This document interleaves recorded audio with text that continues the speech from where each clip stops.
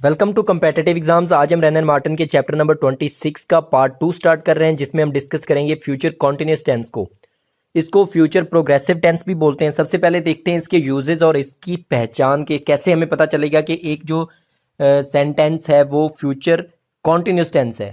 तो इसकी जो पहचान है वो ये है कि कोई भी ऐसा काम जो फ्यूचर में यानी कि आपका जो मुस्तकबिल है उसमें जारी रहेगा, उसको शो करने के लिए हम फ्यूचर कॉन्टिन्यूस टेंस इस्तेमाल करते हैं कि एक ऐसा काम जो फ्यूचर में प्रोग्रेस में होगा यानी कि जारी होगा फ्यूचर में।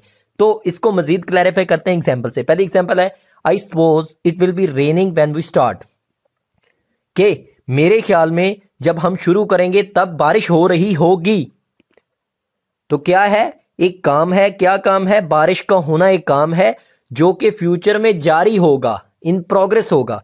तो I suppose it will be raining when we start, मेरे ख्याल में जब हम शुरू करेंगे तब बारिश हो रही होगी, कि बारिश का होना कॉन्टिन्यूअस होगा, प्रोग्रेस में होगा, कि वो हो रही होगी। दूसरी एग्जांपल है this time tomorrow I will be sitting on the beach in Singapore. अब ये जो एग्जांपल्स, तीनों एग्जांपल में जो रेड हाईलाइटेड पार्ट्स हैं यही हमारे फ्यूचर कॉन्टिन्यूअस टेंस के पार्ट हैं। बाकी जो भी क्लॉजेज या फ्रेजेज इस्तेमाल हुए हैं वो उसकी एक्सप्लेनेशन में इस्तेमाल हुए हैं, या तो वो पॉइंट या टाइम या कोई ना कोई एक्सप्लेनेशन बता रहे हैं। तो दूसरी में है, दूसरी एग्जांपल है दिस टाइम टुमारो, टाइम के बारे में बताया जा रहा है। आई will be sitting on the beach in Singapore, कि कल इस वक्त मैं सिंगापुर में बीच यानी कि साहिल, जो बीच होता है समंदर का, कल इस टाइम मैं सिंगापुर के साहिल पे बैठ रहा हूँगा। यानी कि कोई लेट्स सपोज आप एक अगर इसकी पिक्चर बनाएं इस एग्जांपल की, तो इस तरह बनेगी कि दो दोस्त बैठे हैं, एक दोस्त दूसरे को अपने प्लान के बारे में बता रहा है कि वो कल सिंगापुर जा रहा है और इस टाइम दिस टाइम टुमारो यानी कि कल इस टाइम वो कह रहा है कि मैं सिंगापुर की जो बीच है वहां पे बैठ रहा हूँगा। I will be sitting on the beach in Singapore. तो काम क्या है उसका? प्रोग्रेस में होगा, कल वो इसी वक्त सिंगापुर की बीच पे बैठ रहा होगा। तीसरी एग्जांपल है, क्वेश्चन किया गया। क्या क्वेश्चन है जी? Can I see you at 5 o'clock, क्या मैं 5 बजे आपको मिल सकता हूं? तो आगे से आंसर कर रहा है। इसकी भी एक आप पिक्चर बनाएं जहन में कि एक दोस्त है वो दूसरे को आंसर पूछ रहा है कि can I see you at 5 o'clock, क्या मैं आपको 5 बजे मिल सकता हूं? तो वो आगे से रिप्लाई दे रहा है, जवाब दे रहा है, please don't come then, please उस वक्त ना आए। क्यों? I will be watching the tennis match on TV, मैं टीवी पे टेनिस का जो मैच है वो देख रहा हूँ 5 बजे, तो आप उस वक्त ना आए। तो ये जो रेड हाईलाइटेड है आई will be watching the tennis match on TV, ये हमारा एक्चुअली में फ्यूचर कॉन्टिन्यूस टेंस का सेंटेंस है। तो इसमें क्या बताया जा रहा है कि उसका एक काम होगा जो कि फ्यूचर में होना है 5 बजे, और वो कॉन्टिन्यूस अमल में होगा, प्रोग्रेस में होगा, कि वो उस टाइम देख रहा होगा। तो एक ऐसा काम जो कि फ्यूचर में होना हो और वो प्रोग्रेस में भी हो, यानी कि वो जारी भी हो, फ्यूचर में उसका जारी होना भी पाया जाए, तो उसको हम फ्यूचर कॉन्टिन्यूस टेंस में शामिल करते हैं, या वो फ्यूचर कॉन्टिन्यूस टेंस का होता है। दूसरा जो इसका इस्तेमाल है वो ऐसे काम जो कि फ्यूचर में हमने पहले से प्लान कर रखे हो कि ये फ्यूचर में ऐसा ऐसा होगा, या जो हमारी एक्सपेक्टेशन हो, हमें तवक्को हो, हमें एक्सपेक्टेड हो कि ऐसा ऐसा होगा। तो उन तरह के कामों को शो करने के लिए भी हम फ्यूचर कॉन्टिन्यूस टेंस का इस्तेमाल करते हैं। कैसे? एग्जांपल से ये चीज क्लियर होगी। पहले एग्जांपल है आई will be staying here till Sunday, मैं यहाँ पे मैं इतवार तक यहाँ पे हूँ, इसका ये बनता है, या मैं इतवार तक यहाँ पे रहूंगा। तो इसमें क्या है? इसमें है एक आप कह सकते हैं प्लान्ड, ऑलरेडी प्लान्ड, पहले से एक प्लान है उसका कि वो इतवार तक यहाँ पे रहेगा। दूसरी एग्जांपल है he will be meeting us next week, कि वो हमें अगले हफ्ते मिलेगा, या वो अगले हफ्ते हमें मिल रहा होगा। तो इसमें क्या है? इसमें एक एक्सपेक्टेशन है, एक तवक्को है कि कोई शख्स है वो अगले हफ्ते हमें मिलेगा। तो उस तवक्को को शो करने के लिए भी हमने फ्यूचर कॉन्टिन्यूस टेंस का इस्तेमाल करना है। यानी कि अगर कोई काम पहले से आपने प्लान कर रखा है, या कोई ऐसा काम जिसकी आपको तवक्को है, एक्सपेक्टेशन है कि ऐसा ही होगा, तो उसको शो करने के लिए भी आप फ्यूचर कॉन्टिन्यूस टेंस का इस्तेमाल करते हैं। तीसरी एग्जांपल भी ऐसे ही है, the postman will be coming soon, कि पोस्टमैन बहुत जल्द आएगा, या तो पोस्टमैन बहुत जल्द आएगा, ये क्या है? ये एक एक्सपेक्टेशन है, उसकी तवक्को है। तो उसको शो करने के लिए भी हम क्या कर रहे हैं जी? वो फ्यूचर कॉन्टिन्यूस टेंस का इस्तेमाल कर रहा है। तो फ्यूचर कॉन्टिन्यूस टेंस को आप तवक्कुआत, या पहले जो चीज़ें आपने प्लान कर रखी हैं फ्यूचर की, या फ्यूचर की तवक्कुआत जो हैं, यानी कि फ्यूचर की जो एक्सपेक्टेशंस हैं, उनको शो करने के लिए भी आप फ्यूचर कॉन्टिन्यूस टेंस का इस्तेमाल ही करते हैं। और एक बात यहाँ पे मैं क्लियर कर दूं कि जो किसी भी टेंस की जो पहचान होती है उसमें ये जो एक बड़ा देसी सा फॉर्मूला है कि रहा होगा, रही होगी, फलां होगा, ये होगा, इस तरह के आते हैं, तो ये कोई आप कह सकते हैं कि अच्छी चीज नहीं है किसी भी टेंस की पहचान करने के लिए, क्योंकि ये रहा होगा, रही होगी, बहुत जगहों पे ये चीज गलत साबित हो रही होती है कि आपको नहीं फील आ रही होती कि यहाँ पे रहा होगा या रही होगी भी ऐड हो सकती है, लेकिन वो टेंस वही का होता है, उसी सेंटेंस वही उसी टेंस का होता है, लेकिन आपका रहा होगा, था होगा, थी होगी, पता नहीं क्या होगा, इस तरह के जो देसी फॉर्मूले हैं वो वहां पे काम नहीं दे रहे होते और आप कंफ्यूज हो रहे थे। तो इस तरह के ये जो टेंस की पहचान करने के तरीके हैं, था, थी, थू, पता नहीं क्या कुछ, ये आप मत लगाएं, इससे आप ज्यादा कंफ्यूज हो जाएंगे टेंस की पहचान में। तो आप टेंस की सिंपल पहचान रखें कि कुछ ऐसे काम जो पहले प्लान हो चुके हों और या किसी काम की एक्सपेक्टेशन हो फ्यूचर में, तो उसके लिए भी हम फ्यूचर कॉन्टिन्यूस टेंस का इस्तेमाल करेंगे। तो इस तरह की चीज़ों से आप मज़ीद जो आपकी ग्रिप है वो टेंस पे मज़ीद पक्की हो जाएगी। ये तो यूजेज और आप कह सकते हैं कि पहचान के हवाले से था। अब देखते हैं स्ट्रक्चर की तरफ जाते हैं कि ये टेंसेस बनते कैसे हैं। फ्यूचर कंटिन्यूस जो टेंस है उसके जो सिंपल, नेगेटिव और इंट्रोगेटिव सेंटेंसेस कैसे बनते हैं। तो सबसे पहले हम देखते हैं फॉर्मूला फॉर पॉजिटिव सेंटेंसेस के, पॉजिटिव सेंटेंसेस कैसे बनते हैं फ्यूचर कंटिन्यूस टेंस के। तो उसका जो सिंपल सा फॉर्मूला है वो हमारे पास subject plus first auxiliary verb plus second auxiliary verb plus present participle plus object. अब आपको पता है ऑक्सिलरी वर्ब हेल्पिंग वर्ब को बोलते हैं, तो इसमें दो हेल्पिंग वर्ब हैं। पहला हेल्पिंग वर्ब विल और शैल में से एक होगा और दूसरा बी है।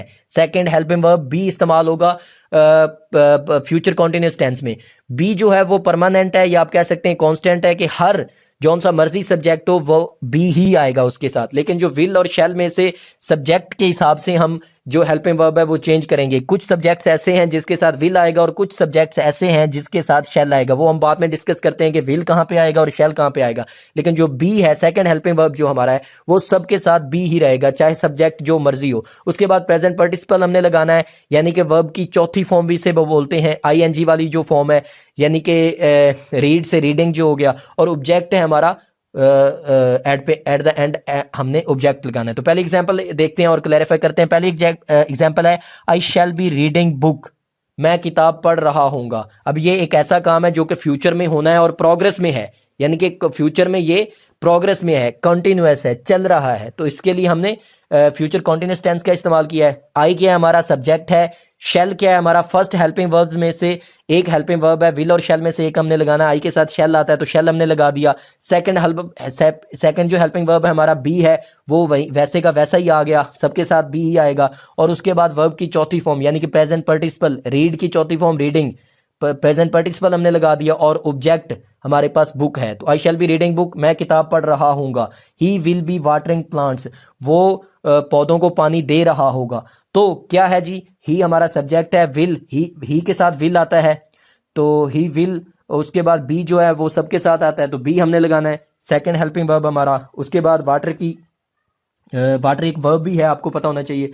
तो वर्ब की चौथी फॉर्म यानी प्रेजेंट पार्टिसिपल, वाटर की वाटरिंग आ गया और प्लांट्स जो हैं वो हमारे ऑब्जेक्ट हैं। तो ही विल बी वाटरिंग प्लांट्स, वो पौधों को पानी दे रहा होगा या पानी लगा रहा होगा। तो ये हमारा सिंपल जो पॉजिटिव सेंटेंस है फ्यूचर कॉन्टिन्यूस टेंस का वो ये बन गया। अब इसका नेगेटिव सेंटेंस कैसे बनता है वो हम देखते हैं। नेगेटिव सेंटेंस में हमने सिर्फ एक चीज का इजाफा किया है, वो क्या है जी, फर्स्ट ऑक्सिलरी वर्ब के बाद हमने नॉट का इजाफा किया है बस, और हमारा नेगेटिव सेंटेंस बन गया।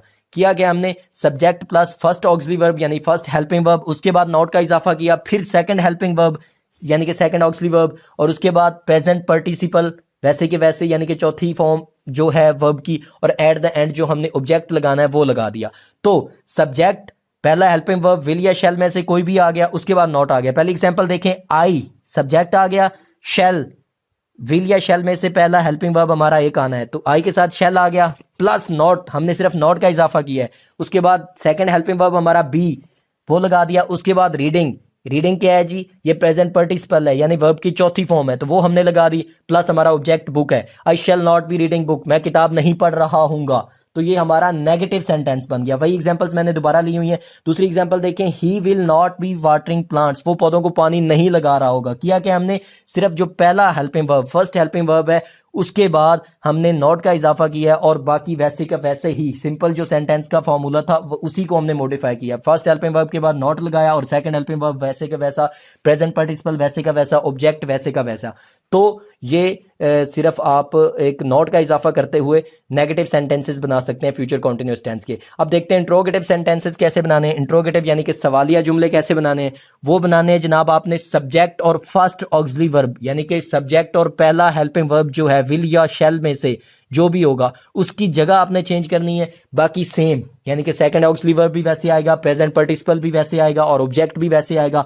और एक चीज जो इजाफी होती है इंट्रोगेटिव सेंटेंसेस में यानी कि सवालिया जुमले में, वो एट द एंड सेंटेंस के आखिर पे, जुमले के आखिर पे सवालिया निशान क्वेश्चन मार्क आपने ऐड करना होता है।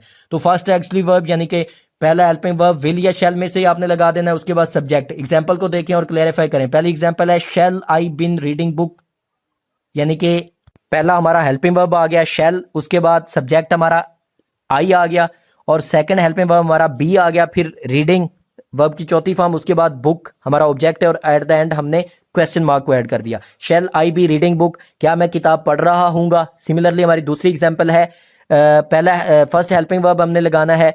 तो फर्स्ट हेल्पिंग वर्ब हमारे पास दो है, विल और शैल, इसमें से एक लगना होता है। तो विल हमारे पास आ गया, उसके बाद ही के साथ चूंकि विल लगता है इसलिए हमने विल शुरू में लगा दिया, विल आ गया। उसके बाद सब्जेक्ट हमारा ही है, उसके बाद सेकंड हेल्पिंग वर्ब वही बी सबके साथ लगना है। उसके बाद वर्ब की चौथी फॉर्म वाटर की चौथी फॉर्म वाटरिंग, वाटर का मतलब पानी भी होता है और पानी लगाना भी होता है, ये आप ज़हन में रखें।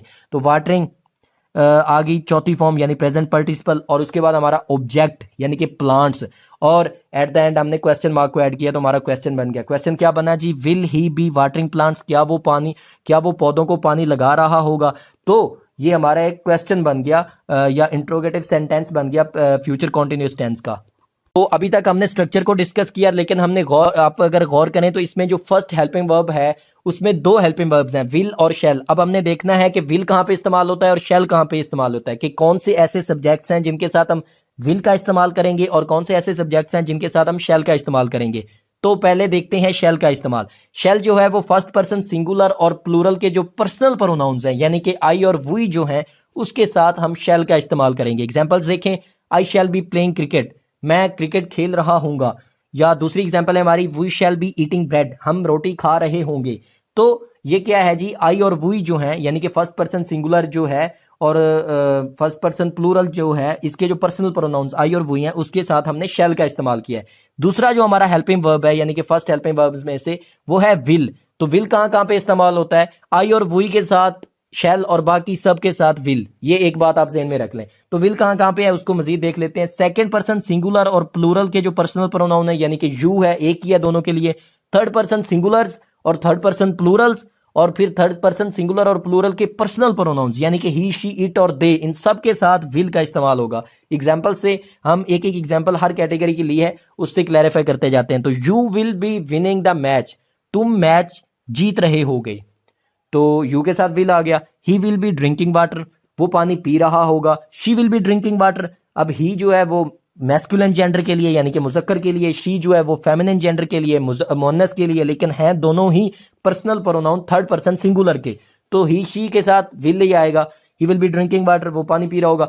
इट जो कि जेंडरलेस है या आप कह लें कि नॉन लिविंग थिंग्स, बेजान चीजों के लिए हम इट इस्तेमाल करते हैं, इट के साथ भी विल आएगा। It will B drawing the fruits, ये फ्रूट्स को यानी कि फलों को सुखा रही होगी। कोई भी चीज हो सकती है, एब्स्ट्रैक्ट हो सकती है।